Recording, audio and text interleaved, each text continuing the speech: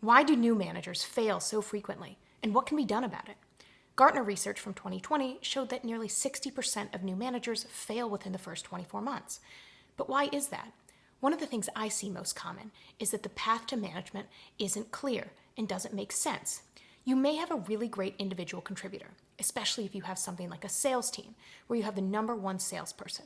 And management may think, great, we'll promote that person into management and then they'll teach everybody how to do what they do. Problem solved. The same can be seen in other individual contributor roles. But what's the problem there? Well, often in sales, think about what can happen. Weekly, daily, quarterly, yearly, there can be stack rankings to show where someone lies. And so if an individual has been used to not only expecting to be number one in that sales chart, but looking over their shoulder to make sure that they're ahead of others, they have a mentality of doing better than others. And at times, it can even give incentives for that individual to hoard some of that secret sauce, or if they have best practices, leveraging that for their own accounts. It doesn't mean they're a bad person, but it's what the incentives are, especially if there's rewards for finishing number one ahead of other colleagues. So when you have an individual contributor, they may have really great skills, but if they're not used to sharing those with the rest of the team, then they get put into management. What's going to happen? All of a sudden, they're expected to coach and train other individuals on their team. That's not only coaching that number two person that they've been neck and neck with for the last years, but they can also be bringing new individuals into the organization or coaching up those individuals that are the bottom of the chart. Well, the person that's number one, they may have done it and feel like they're flying ahead. They don't have patience or tolerance to help or coach those others. They may be able to help a little bit the number two, but those individuals that are getting started, they may not be able to take time and reflect what it was like for them when they started their career. Because the job of the manager isn't about the manager's gold stars anymore. It's about their teams. As a manager, you have to shift from that mentality of who's finishing first to how can you bring others up. And you want to give attention to those top performers because you want to be able to get the most out of them, keep them engaged, and help them to develop. But you also want to train and build a bench for those individuals on the rest of the team. So if you put someone into management and give them no training, what can happen? Well, quickly, they can lose their temper.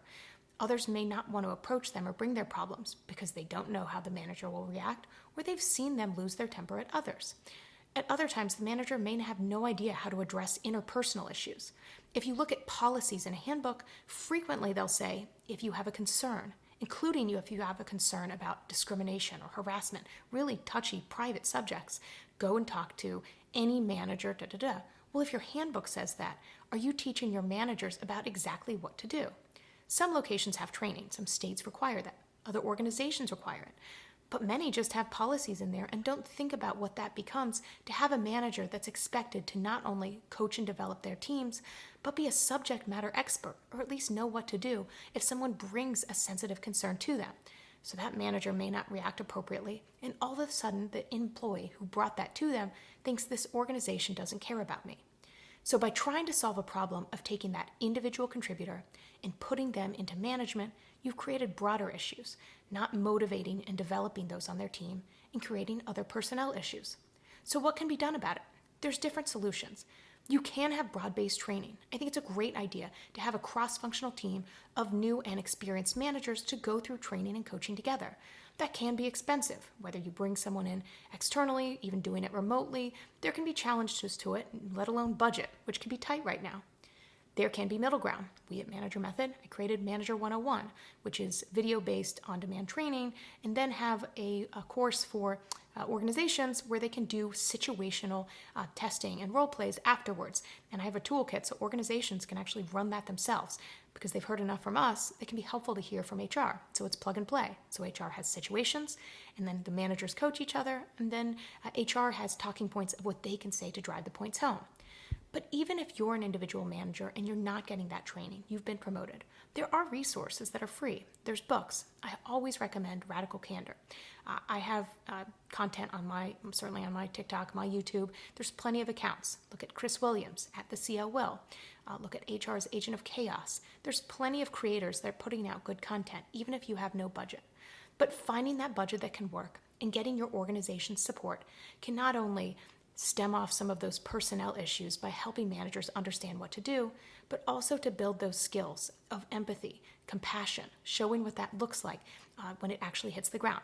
So all those individual managers that did well as an individual contributor and are now in a manager role, it takes time to learn. So there are resources out there, and it's skills that you can learn just like you developed when you were just an individual contributor.